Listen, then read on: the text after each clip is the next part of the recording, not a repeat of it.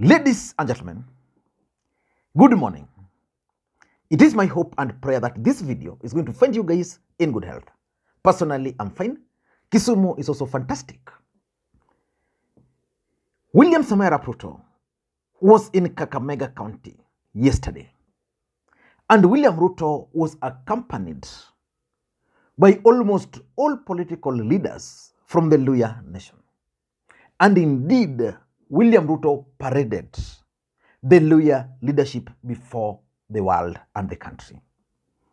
But one man was missing in action: Moses Masika Wetangula. Why do you think Moses Masika Wetangula was missing in action? Was he missing because of the Bungoma senatorial by-election? My answer to that: no, Moses Masika Wetangula was not missing because of the Bungoma by-election. When William Ruto was setting this date, he knew so well that the voters in Kakamega were going to go to the polls to elect their new senator. There was nothing which would have stopped the president from postponing his date to maybe next week, or maybe he would have held it, let's say, earlier. But he chose this particular date, and he knew so well that Wetangula had interest in Bungoma. So that could be the reason, but it's not the only reason. And because in politics, nothing happens out of mere coincidence. Everything in politics is normally well planned, scripted, and executed to achieve a specific political objective. I want us to look at why Moses Masika Wetangula, Papa wa Roma, boycotted that event, because it was clearly a boycott. Before we do that, for those who are watching this channel for the first time, please, I want you guys to take just a second or two, press that subscribe button, so that next time we produce a video like this, YouTube will automatically notify you. What we do on this channel is that we analyze politics in a way you can't find any other place. Like, I'm sure nobody is questioning why Moses Masika Wetangula boycotted this event. So for you to get notified, please just press that thumbs up, that subscribe button.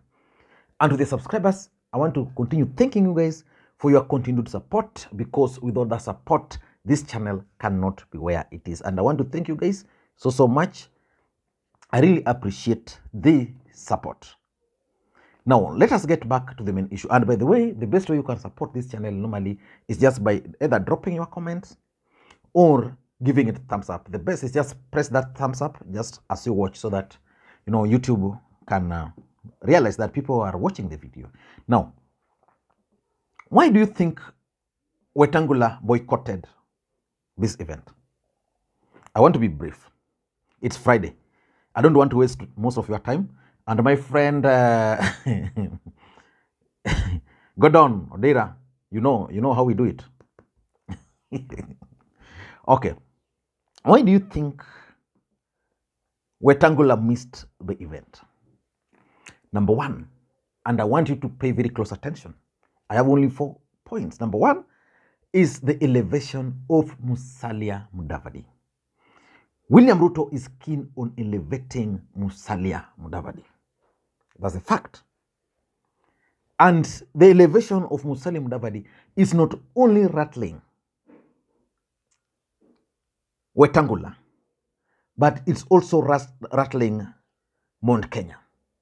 Just go to Wambugu Mujiri Facebook post he made a few hours ago. You'll see that Mount Kenya is also questioning why Ruto is elevating Musalia Mudavadi.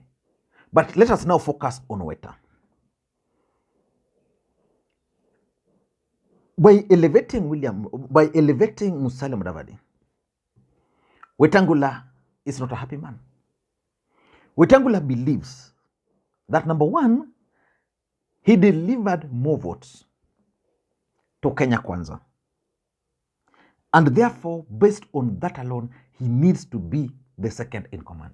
So that if Ruto were to elevate anybody to be number 2, then that person needs to be Wetangula. actually is applying what Ruto did to Raila Odinga. Because after the 2007 election, Ruto believed that he delivered more votes to Raila than Mudavadi. But Raila Odinga ended up with Mudavadi as the deputy prime minister. And that actually was the genesis of fallout between Ruto and Raila. Wetangula believes that based on the results of the last election, he actually performed, he delivered. Without him and Bungoma, there was no way William Ruto was going to be the president. And because Mudavadi was defeated even in his own backyard, Wetangula believes very strongly that he's the guy who should be number 2. The second reason why he believes that is the one who should be elevated is because of being the Speaker of the National Assembly. You know, the position of the Speaker of the National Assembly normally gets into the heads of the occupants because it's a very powerful position. Remember when Justin Muturi was the Speaker, he thought he was so powerful politically that he was the second in command. That's actually what has gotten into Moses Wetangula's head. He believes that he's the head of the legislature. Ruto is the head of the executive. And that the head of the judiciary, Martha Koome. So he believes that by virtue of being the Speaker of the National Assembly, he's the second in command in the country. Because Musalia Mudavadi's position is not even existing in the constitution. So he doesn't really understand why Ruto is keen on elevating Musalia Mudavadi. So for me, that is the first reason why Wetangula boycotted this event. So that's number 2 is the Bungoma senatorial by-election. And not because the elections was happening, no. Wetangula is very bitter, very angry with William Ruto because William Ruto decided to sponsor a candidate in Bungoma. And that candidate really gave Wetangula trouble. So far, Ford Kenya candidate has won. And he has actually humiliated William Ruto and his party.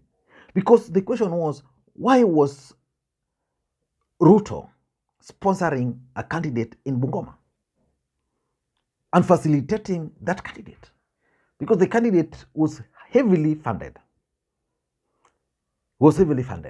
So it was a do or die for Wetangula. Because yesterday was the election day, was the by-election day, there was no way he would have risked going to Kakamega and leaving Bungoma. There was no way. So he decided, liwe liwalo, let me be here. The other reason why this Bungoma senatorial by-election was important for Weta is because of the fact that William Ruto wanted to checkmate him. William Ruto wanted to stamp his authority in Bungoma.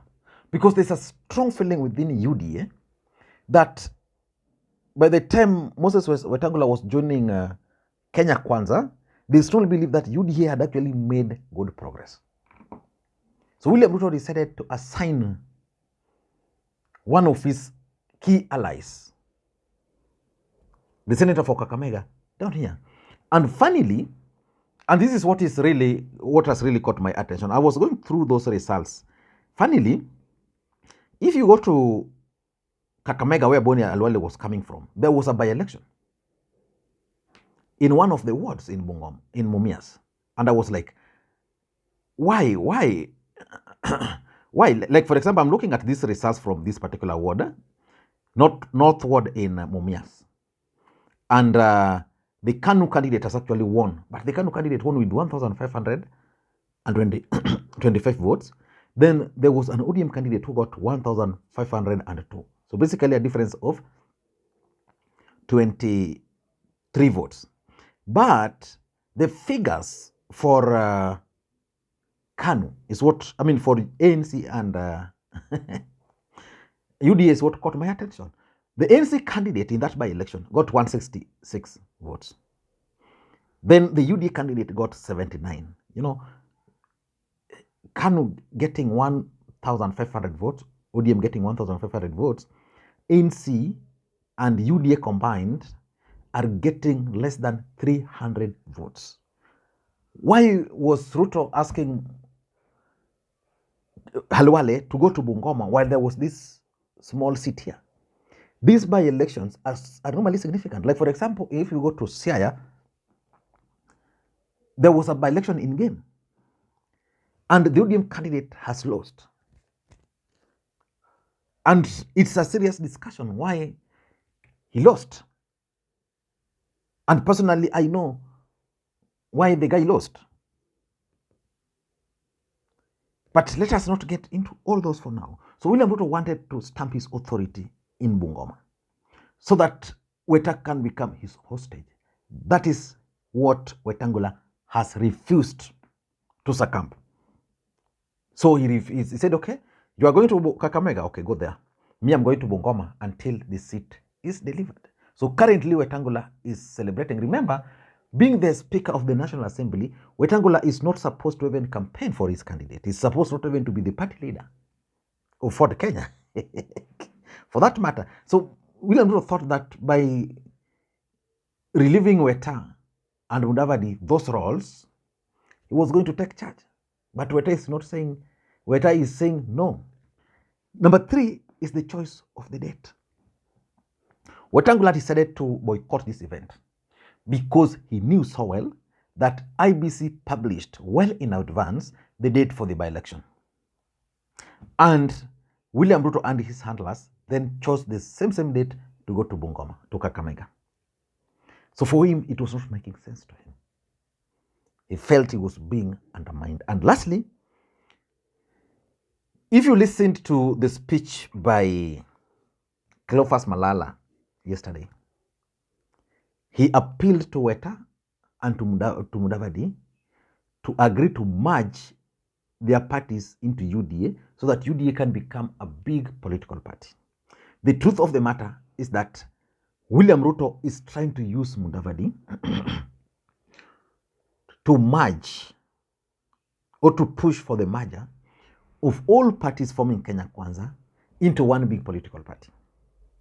William Ruto is trying to use the same thing he used on Uhuru when all political parties forming Jubilee coalition merged to form a big political party called Jubilee Party. That is what Ruto plans for his 2027 election. But Papa Waroma is not going to fold for Kenya anytime soon.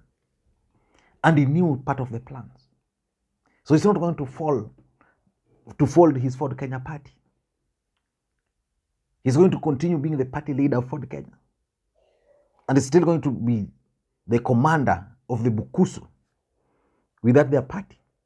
And there's nothing anybody can do because he has already stamped his authority. Let me just try and check if I can get the results from Bungoma. Papa Waroma, you can take everything from Weta, but I think when it comes to Bungoma,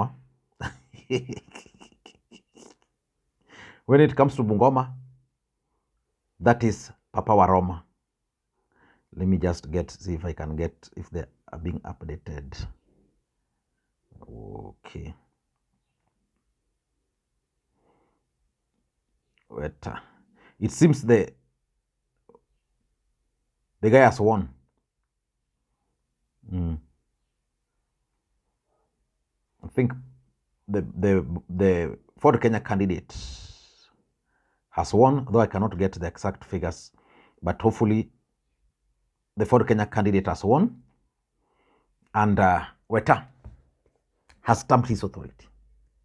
I don't know what you think. Enjoy your day. Bye-bye.